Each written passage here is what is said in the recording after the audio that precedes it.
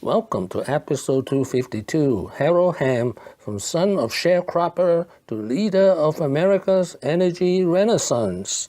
This is an outline of episode 252. There are 4 reasons why we study Harold Hamm. First, he's the father of oil fracking, or horizontal drilling.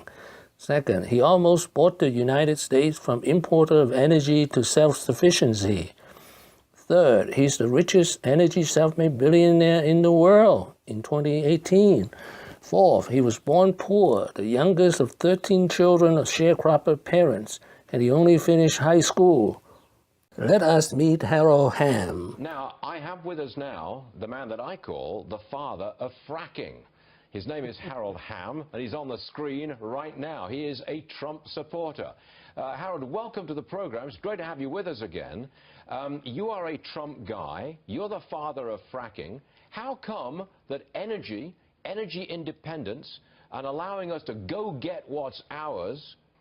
Well, Stuart, I'd have felt a lot better if you had started out and said that I was the father of horizontal drilling, because that's really what brought the energy renaissance about. So that makes me angry, okay? I'm sorry. So we'll just start there and back up here just a little bit. Okay, let's talk about our energy plan.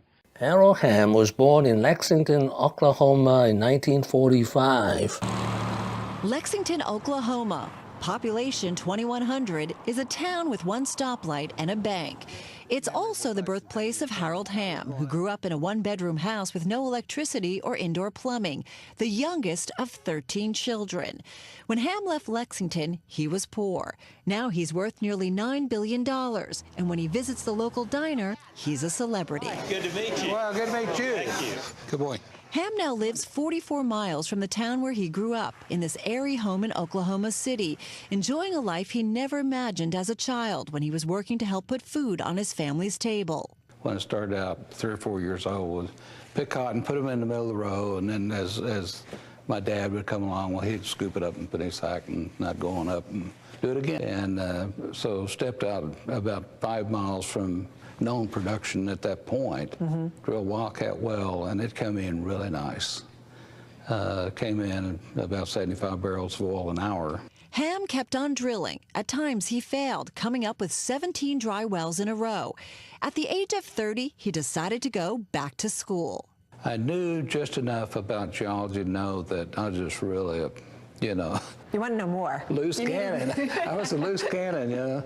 And I thought, now I've been pretty fortunate, but I'd really better go get the skills I need. A turning point in Hamm's success came in the late 80s, when after developing both natural gas and oil assets, he moved away from gas and back to finding more oil. But the biggest payoff was the Bakken Formation, where Hamm is now the largest leaseholder. It also has the potential to be one of the biggest oil fields ever. Hamm is high on another well, too, not far from the place he grew up. But here you are, many wells in. Do you still get excited when you're out here? I do, and I get very excited about it, and you know, you see the significance of what you can create, and taking a little risk and going forward. Now, like many of the billionaires we profiled this week, Hamm puts an emphasis on giving back. At the age of 55, he was diagnosed with diabetes. He donated $10 million to build a diabetes center in Oklahoma City and is hopeful a cure is within reach. His first job was pumping gas at the age of 17. At 17, he left home and moved to Enid, Oklahoma, to find work and finish high school. He pumped gas and he met people who were making a killing in the oil industry. It was a very unique time in Enid's history. They had a boom going on right there. Hennessy, Oklahoma had boomed in 1960, and this was 1962. And there was a lot of oil people around, and I'd never been around people like that. You like them? Yeah, I like them. Do you want to be like them? I want to be like them. To be like them meant finding oil. Hamm started at the bottom, cleaning tanks for a contractor. At the age of 20, he took out a loan for his first big purchase. I had an opportunity to take over payments on a truck, and so I did on a little bobtail truck. He used the truck to haul water and mud to local rigs. 5 years later, at the age of 26, Hamm drilled his first well. He says that one came in okay. The second one was better. In 1967, he founded Continental Resources. Hamm started what would become Continental Resources back in 1967. The company now has a nearly $10 billion market cap, and its founder is said to have ESP when it comes to coaxing oil out of the ground. Now, the Bakken Formation. This is the bulk of Harold Hamm's oil fortune.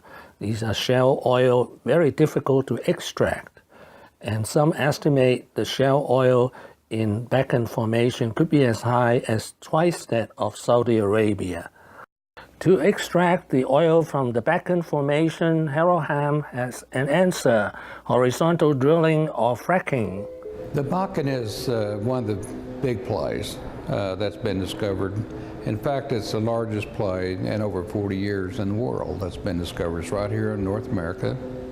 It's onshore, it's easily accessed, and it's in North Dakota and Montana.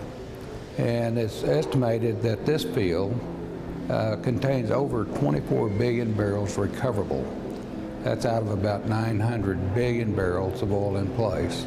Continental, I mean, you know, basically we're the people that drill the first horizontally fracked commercial well in North Dakota in the Bakken. Now, the oil bust of 2016. I want to raise it with Harold Hamm. He's the CEO of Continental Resources. Of course, very big in this arena. And Harold, it always amazes me that there are never calls for blue ribbon commissions and investigations when oil prices are collapsing as they are. But I guess that's a classic case of media bias. What do you think? Well, you know, Neil, thanks for allowing me to be on today and talk about this. But we're in a rebalancing situation that's come about basically at the hands of OPEC, or primarily Saudi Arabia, that decided last Thanksgiving, frankly, to put a year ago in 2014, to put 1.8 million barrels of new oil on the market, basically to try to drown out our success as shale players here in the U.S. And so they've been attempting to do that and put us out of business. And the lucky divorce and the $850 million settlement.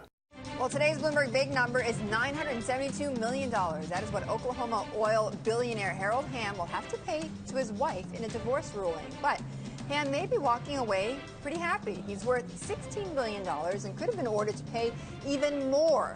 Hamm gets to keep the bulk of his 68% share in Continental Resources.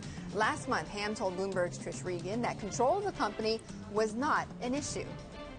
We've said that it would have no effect on the company, and really won't. You know, we had a summary judgment early on that Continental stock was not a part of this marital estate.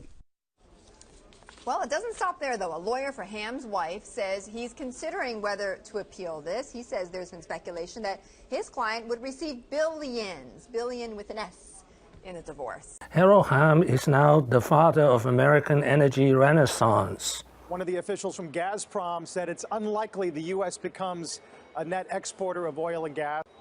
well, you and I both remember they said the same thing about natural gas, and here we are, net exporter of natural gas. We got the largest gas field in the world, you know, with the Marcellus, and certainly we've got more potential than anybody else with crude oil, and we can get there. What have I learned today? First, the youngest of 13 children born to poor sharecropper parents, Harold Hamm has achieved the impossible.